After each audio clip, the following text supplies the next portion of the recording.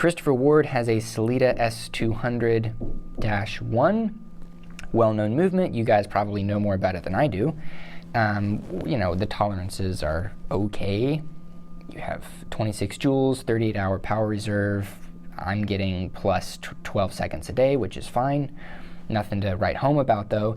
Has an anti-shock system. Christopher Ward has a 60-day money-back guarantee and a 5-year movement guarantee. If you service it with them, you have to do all of your servicing with Christopher Ward, and you have to, I think, do your first interval at 3 years. If you don't do that, then they will not help you. It's kind of like buying a car, right? You have to do all your service intervals at the dealer, or else you void the warranty. I understand that, that makes sense. But if you do that, they'll guarantee it for 5 years, which is pretty nice. The Zodiac uses Swiss technology company, or STP Movements, a movement manufacturing facility in Switzerland, close to the Italian border, I believe. I can't remember what the name of the town is. That Fossil Group that owns Zodiac bought a majority stake in some years back. So you could say it's an in-house movement. It's basically a very big company, Fossil, that makes Michael Kors and Skagen watches and like lots of other watches. Very big company bought Zodiac, and then they also bought a movement company. Now they say it's in-house. You tell me, whatever. But the STP movements are Etaclones. The Sellitas are Etaclones as well, so they're both Etaclones. In my research, some people are saying that the STP movements are based on some earlier Seagull movements.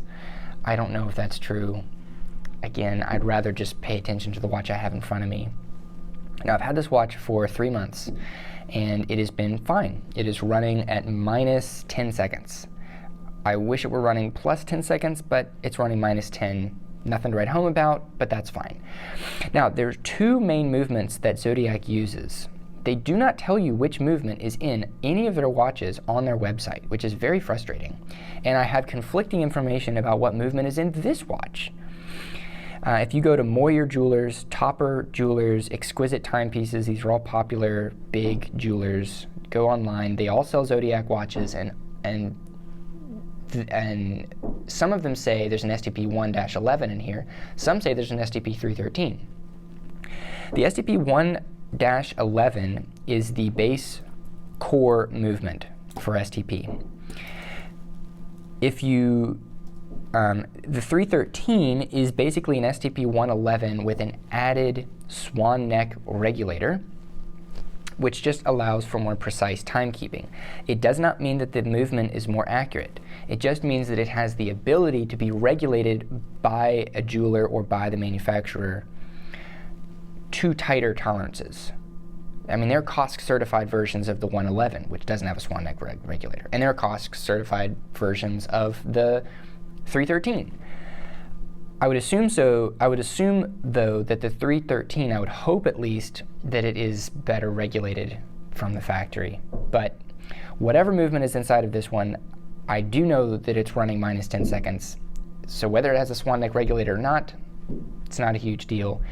It's kind of cool because usually swan neck regulators are not found on, they're found on more expensive movements, although my ST 1901 powered Studio Underdog chronograph has a swan neck regulator as well, so I don't know how true that is.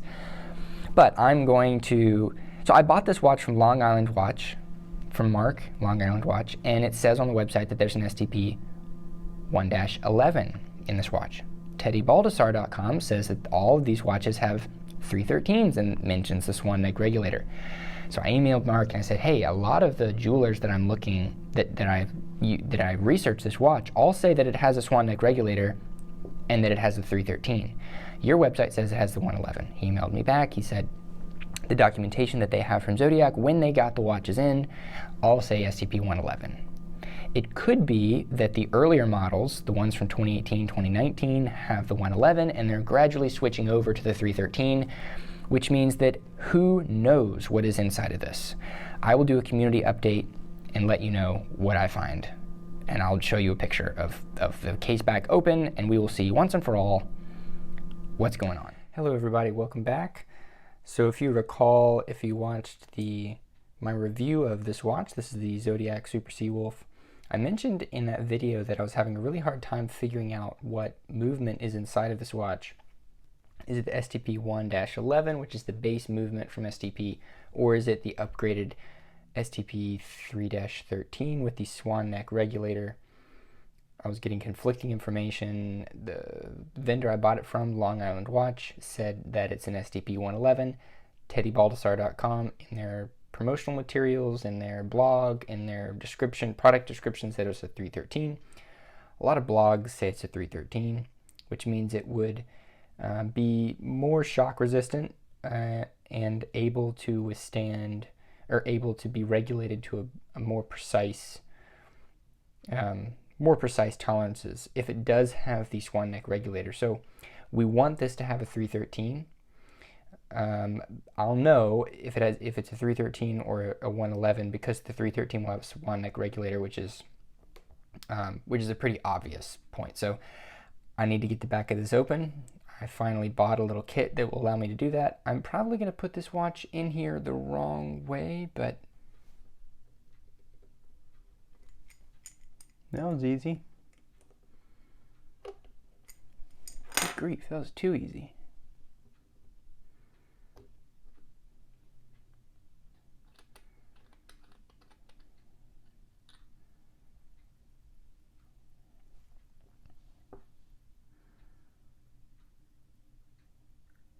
111. Now I'll show some screenshots. There have been some problems with STP movements. They've had hand winding issues similar to the Sellita. They supposedly fixed it with the update with the -1, but there's still some issues. The basic rule of thumb is don't hand wind a Sellita movement because you might break the little teeth and you won't be able to hand wind it anymore. It'll still work, so it's not a huge disaster, but it is broken at that point. This watch, I've heard of people having issues where they've had the watch for just a couple of months and the movement has broken. They haven't been able to set the time. They had to send it back. One person bought 2 of these watches. Both of them broke within a couple of months, and he had to send them back. There was a watch repair guy on Reddit who has said in his experience, anytime he gets a Zodiac watch in, he knows it's going to be a problem with the STP movement, and he has seen a lot of issues with the STP movements. So again, I can really only judge based on the example that I have here. I've had it for a few months. I've worn it almost every day, and it's run fine. So that's just buyer beware at that point. This watch comes with a 2-year warranty. So 2-year warranty, 5-year warranty if you service it with Christopher Ward. This one was released in 2018. This one was released in the summer of 2022. Alrighty, so let's talk about the fit and finish and then the design. So let's do the Christopher Ward first. The overall story with this watch is that it's sort of like a Lexus, luxury but boring. You know, it's luxurious, but it's still very reliable, and so it's still kind of pedestrian. This is one of their most daring watches. I've listened to several interviews that Mike France, the co-founder, has had with some various podcasters and Worn and Wound and some other people, and he has said that this is one of the most beautiful watches that they've ever made. It's one of his favorite watches personally, and I think that is certainly true, and I'll get into that when I get into the design. But it's still conservative in some aspects. That's a good thing, I think. All right, fit and finish. You know me, one of the first things I'm going to want to look at is how well does the bracelet fit into the lugs of the watch? How consistent is the brushing? Does the brushing and the color of the bracelet match the brushing and the color of the watch? How much does the bezel move back and forth? How is the bezel action? Has it gotten loose over the last few months? That sort of stuff. So you can see B+. All right, you can see a little bit of a gap right here. Little bit of jiggle. Not bad though. Not bad. Other side, same story. It feels very good. Overall, the bracelet feels good. There's very little, right? It's very straight if you just hold it, right? So there's not a lot of movement between each individual link, if you notice that. So that's great. The bracelet, of course, everything is solid and screwed and all the milled and all the typical stuff. This is like a $200 bracelet, so you would expect that.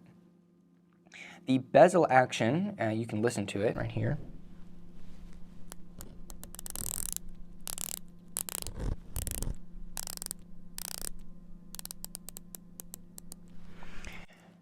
Sounds fine, feels fine.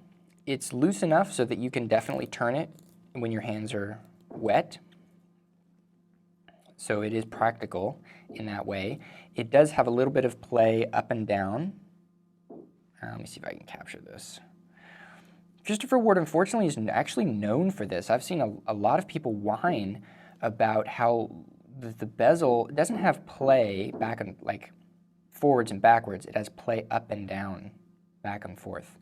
And people have actually tried to send watches back, some tridents back, because of loose bezels, and Christopher Ward has explained that that's normal.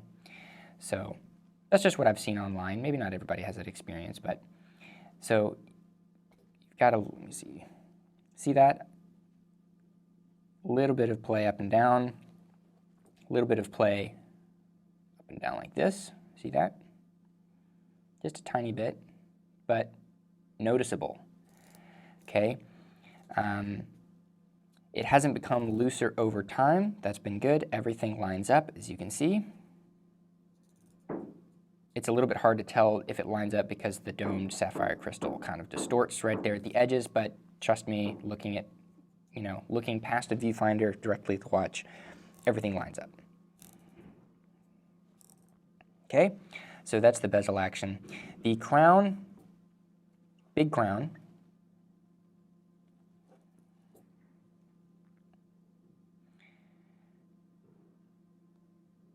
pops out fine, stops fine. It's not mushy, it's very crisp, so you know where you're at, whether you're gonna adjust the date or whether the movement's all the way out. However, there's two small issues. I mention this, guys, because yes, Christopher Ward does have finishing that is on par with more expensive watches, but it is not perfect. So when I mention these issues, I don't mean to say that this means it's a bad watch. It just means that that's something to take into account. It's not a Rolex. It's not an Omega.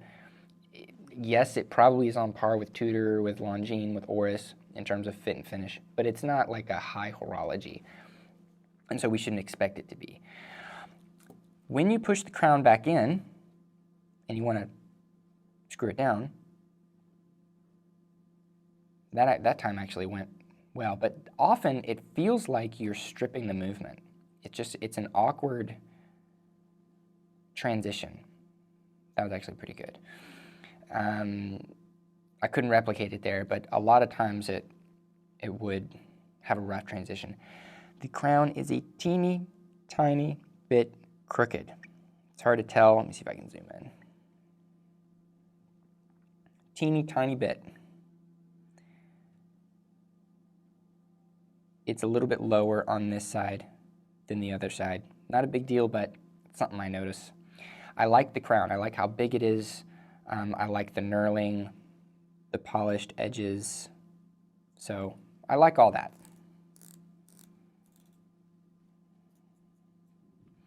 The brushing is good. The transition, sorry, I need to get gloves so that I don't smudge them up, but I apologize for the dirty watch. You have brushing in the center and polishing on the top and the bottom. Everything looks good. Everything is in place. You can see the movement there. Not much to look at. The brushing is a bit different. The color is a bit different between the case and the bracelet, just a little bit.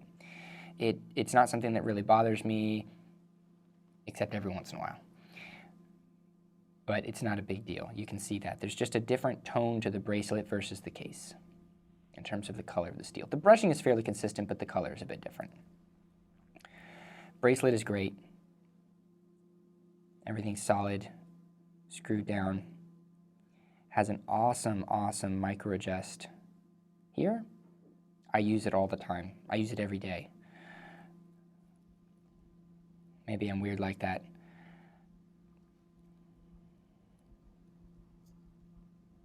Yeah, great. Let me put it on the wrist. So the fit and finish is superb on this watch. There are a couple of small little things here and there, but overall it's very, very good. Looks good. It wears very squat on the wrist, so it looks very thin. It is pebbly and squat in terms of the width. I wish that the lugs were 20 rather than 22. Or if you had 22, then make it 18 here and don't taper it so much. I'd rather than just do 20 to 16 and a half. That would be perfect. I'd rather the diameter be 40, 20, taper down to 16 and a half. That would have been perfect for this watch, especially if it's a vintage-inspired watch. The other thing that's a little bit annoying is they advertise that this watch could be worn on women's wrists. They advertise this watch as being able to be worn on very small wrists. But if that's the case, then why did you give it 22-inch lugs with male in-links that make it go to 51.2 millimeters? That's not good for small wrists. Why would you make it 41 millimeters in diameter? I mean, I get that it's a dive watch and it should be big, but I don't know. It seems odd to market it as being able to be worn by women or all kinds of wrists on their website. All right, Zodiac. Fit and finish, not as good, but you probably knew that was coming. The main issues are with the bracelet. The watch itself is actually not bad. So, first thing we'll look at, just like the Christopher Ward,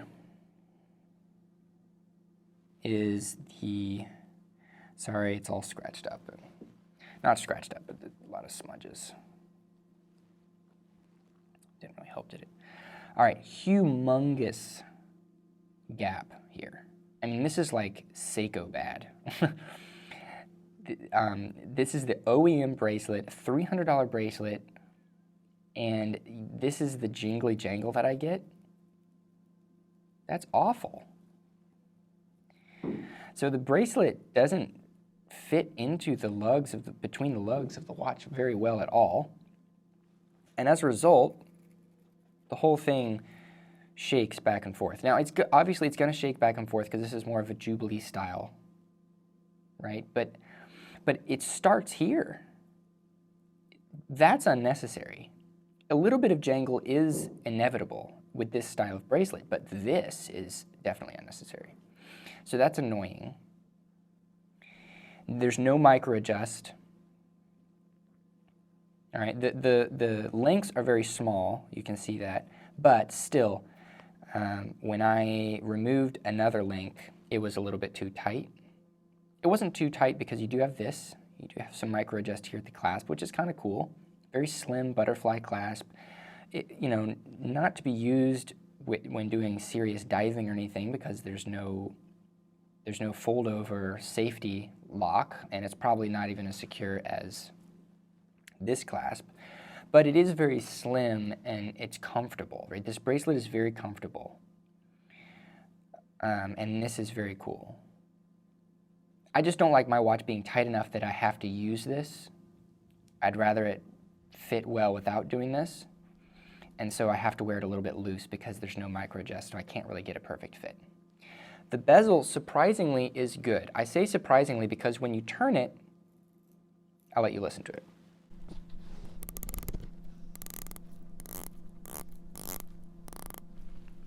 The bezel doesn't sound very confidence-inspiring. It just sounds kind of tinny and weak. But everything lines up. There's no back play. It locks right into place. And even though it doesn't sound very good, it hasn't loosened up over time. I have read a couple of reviews. There's a review on the Zodiac website for this specific reference saying that the springs wore out and it was just freewheeling. It would turn any direction. That's not good. But I've had this watch for a few months and it hasn't done that. Lord knows I turn this bezel a bunch and fidget with it and whatnot. But it lines up, it turns well. It's very easy to grip because the bezel overhangs the case. And there's some good knurling here that's polished, which is kind of cool. Okay, so that is good. There's no movement up or down. There's less movement up or down or side to side than the Christopher Ward. And so it's kind of weird to have the Zodiac win, but it wins in terms of bezel. There are 3-minute markers here, which is kind of cool. Somebody joked that's for timing a long-distance phone call. I suspect that that is just based off of their, their late 60s designs that they're taking inspiration from. You have a K1 mineral crystal bezel. I forgot to mention all of the materials, so I mean it's pretty straightforward. 316L stainless steel on both of these. Dome sapphire crystals, sapphire back here, screw down crown, screw down case back. 200 meters of water resistance on both. Date complications on both. Hacking, hand winding, all that stuff. The only differences would be sapphire bezel that's curved on the Christopher Ward, which is really cool. K1 mineral crystal bezel that is not, it's domed a tiny bit, not really, and a sapphire crystal. They both have AR. The AR is better on the Christopher Ward, as you might imagine. It just is less obtrusive. See that? It's kind of capturing the ceiling light and capturing more of the ceiling light. It also has a purpley sort of tint to it. It's not picking up on, there you go. See that, how purple that is? Ugly. Ugly and annoying. This clear. So even if there's glare, it's not tinted a color. It's just tinted a tiny bit blue, just blue enough that you know there's AR on it, but it's unobtrusive, right? So better AR on this watch, worse AR and purpley. It reminds me of the Zelos Horizons that I had, which is a $450 watch. So that's a bit annoying. I'll show you this watch on the wrist. I'll show you some wrist shots of both of these watches. I will also show you pictures of the watch on the straps that they would come with in their cheapest configuration. So here you can see them together. Come into focus. I think both of them fit me barely. The lugs obviously are a bit longer on this watch, but this watch looks smaller on the wrist because it has more traditional dimensions. The long lugs make the watch look longer. It's a sharper watch, right? You have sharp edges here and the lugs turn down, so everything, there's a lot of sharp edges on this watch. This watch is the opposite in design language in the sense that everything is smooth, right? And it's beautiful that way. Because everything is smooth, the light bounces off of the crystal, bounces off of the case, and it bounces off of the bezel. Here, not as much.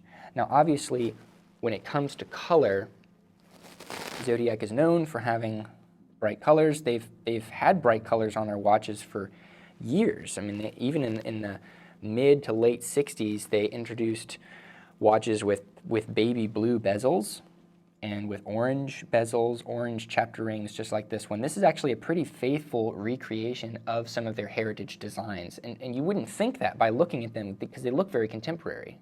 They look very new, but they're actually based off of their older models. Christopher Ward obviously has not been around as long, so they're not pulling from their own back catalog, but they are sort of mixing a few different elements together, a few different watch references in making this watch, most notably the Blancpain 50 Fathoms. Although the dial doesn't look like a Blancpain. The dial just looks like, you know, other watches, but in terms of the bezel. It's not a Bakelite though, it's a sapphire. They say that they really wanted to use sapphire because it allows them to be more versatile when it comes to their colors. Ceramic, you can only do so much, but sapphire allows you to play with colors and get just the right color. I love the contrast between the dial and the bezel. I think it's just really cool. It almost reminds me of an Oris watch. The Oris Big Crown pointer dates, just in terms of the mood, the design mood. It's a sort of Filson, hunting, outdoorsman vibe. You know, it can be dressy, it can be sophisticated, but it's also fun. The faux Tina type stuff, I think it works because of the color combination of this watch. I generally don't like it in my watches, but here it's okay. I'll show you some lume shots. The story with the lume here, this lume behaves more like Lumibrite. This lume behaves more like a traditional superluminova. This lume charges up very quickly, and but it doesn't last as long. This lume is less sensitive, but it's more steady, so it lasts longer. Let me just put it this way. If I go to bed with both of these watches on, because I'm a crazy person, but I'm comparing them, right? So I go to bed with both these watches on, the lume will be brighter on this one than on this one, by a little bit. But when I wake up in the morning, this lume will be almost gone, this lume will still be legible. So this lume is, I would judge this as better, and the bezel is not lumed on this watch. The Pro versions are, this version is not. But this one, all of the indices here are lumed. And because it's a sapphire bezel that's coated on, that's put on top of the markers, when the watch is really bright, it kind of lights up the whole bezel, even though the bezel itself isn't lumed. That's just the glow sort of from the markers. So that's really cool. One issue that I've found just sort of design-wise with the Christopher Award is that I'm glad that they moved the logo. That's one change. You can see that, and I'll try to get it out of the way. There you go. I like the new logo design. The one downside is that you have a lot of text going north to south, very little going east to west. So the watch doesn't, it's almost hard to orient it, right? Sometimes I find myself looking at the watch like this, because there's not a whole lot side to side that would tell me where to orient the watch. On this watch, and I'll try to move it so you can see, it is busy. There's a lot going on. You may not like the fancy text. So there it is with it out of the way. I'll just put it like that. You got the Zodiac logo. Yes, the story is that the Zodiac Killer, when he was writing his newspaper articles to whatever the newspaper was, he signed it with this logo. And that's why he was called the Zodiac Killer. That's how the story goes according to the book. I haven't read the book, but that's what supposedly is in the book. So one of the suspects in the chase, the Zodiac Killer was never found, but one of the suspects wore a Zodiac watch. And so if you watch the movie, 2007 movie has, I think, Robert Downey Jr. in it. It's a great movie. I think it's just called Zodiac. One of the prime suspects wears a Zodiac watch. It looks kind of like this. It's not colorful like this, and it has that logo. You've got the logo, Zodiac, in blocky letters, Super Seawolf, in cursive, which is based off of their older models. Automatic, 200 meters, 660 feet, and then Swiss made down there. Because there's so much text east to west, it sort of anchors the watch a little bit more. It tells me what orientation it should be in. As design philosophies go, I mean, you guys can come to your own conclusions. They're very different in the sense that one is a more subdued, graceful, squat, rounded, almost feminine style, this one. This one is more blocky, futuristic almost, sharp design. I like both. I think that this watch wears better on my wrist. It looks better on my wrist. This one is more comfortable, so it's just up to your own personal preference there, I think. I forgot to mention this crown, man. The crown's too small. It's too small, and this one it is rough. It's got some rougher, it's kind of vague when you pull it out, when it winds a little roughly.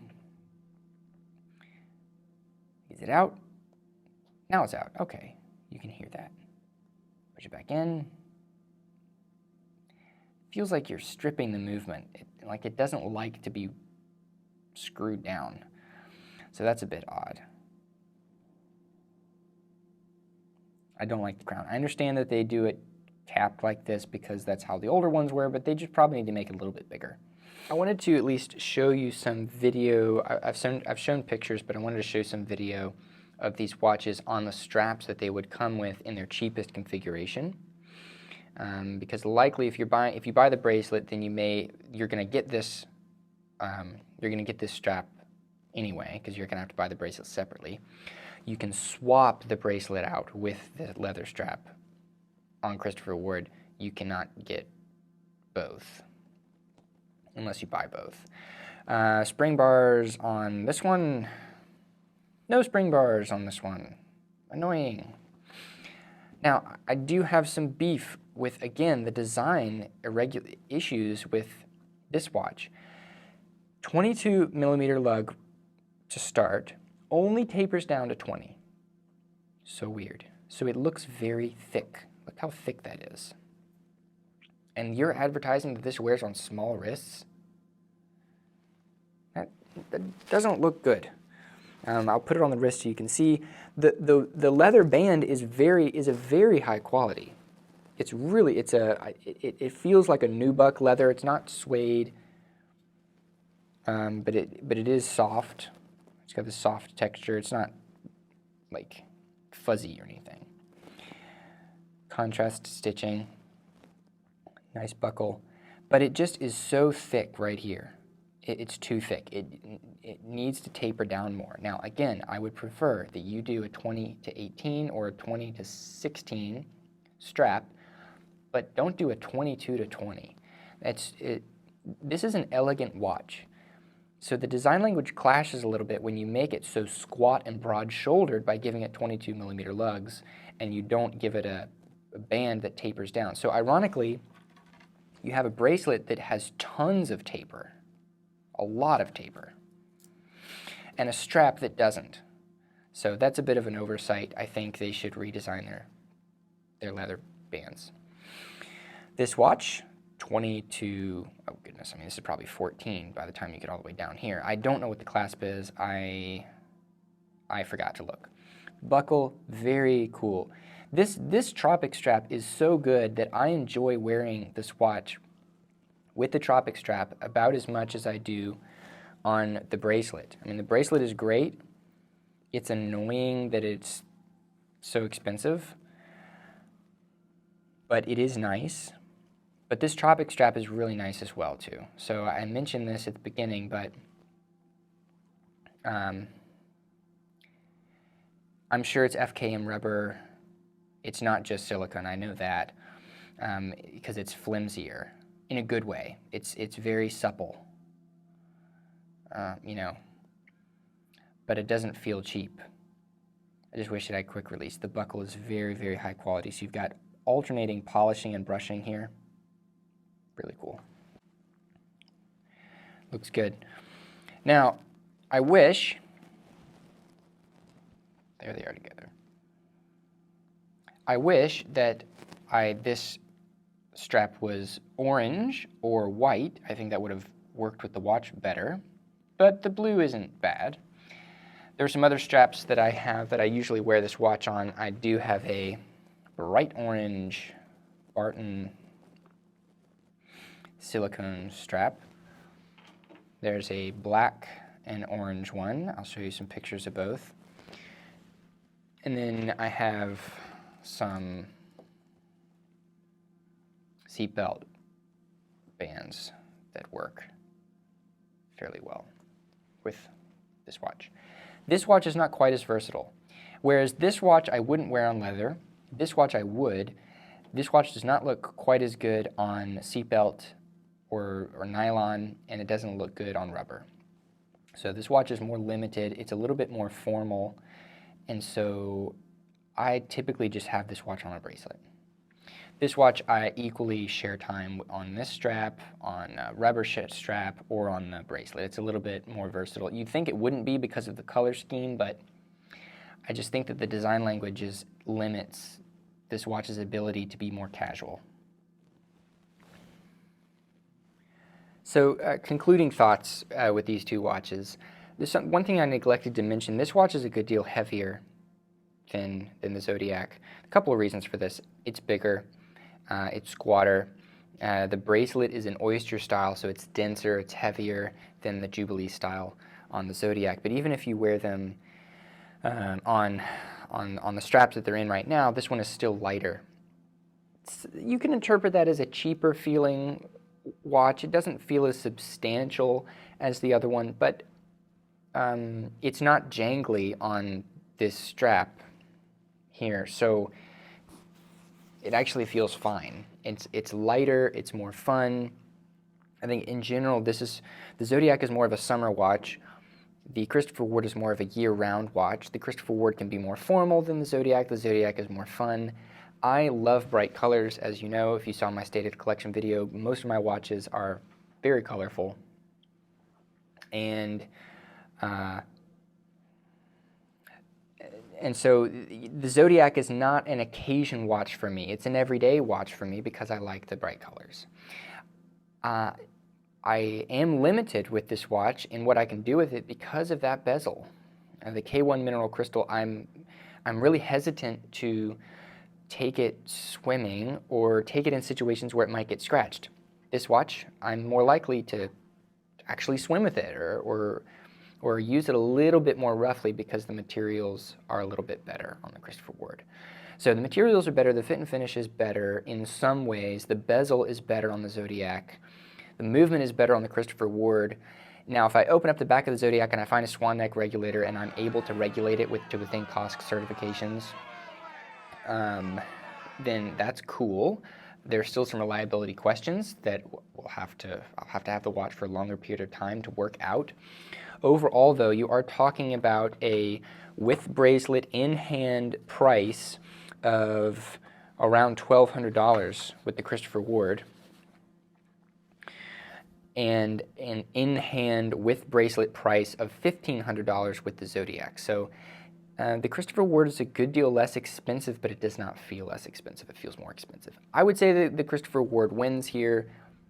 I'm not going to trash all over the Zodiac, though, because the X factor with the Zodiac is the design. That's what you pay for.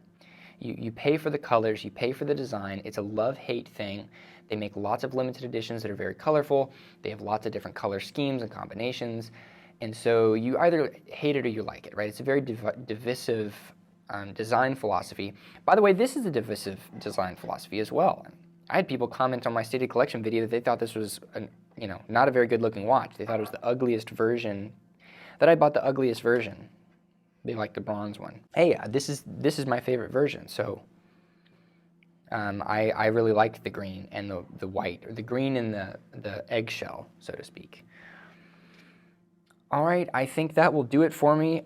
Let me know, which is your favorite of the two? Do you think that either of these watches is a bad deal or a good deal for what they are? What would you like to see differently? on both of these watches. How can both brands improve? Do any of you own an Aquitaine? Do any of you own a Super Seawolf? What has been your experience in terms of reliability? Help us out in the comments. Let us know if you've had any problems with either watch. All right, I will see you guys later. Be sure to like the video if you like it, dislike the video if you dislike it, leave a comment. I try to reply to all comments, at least with a like or a, you know, something short. But if you have a question, then let me know. I'd be happy to answer any questions. I'll probably ask some questions too because I'm still learning. But yeah, thanks for watching. See you later.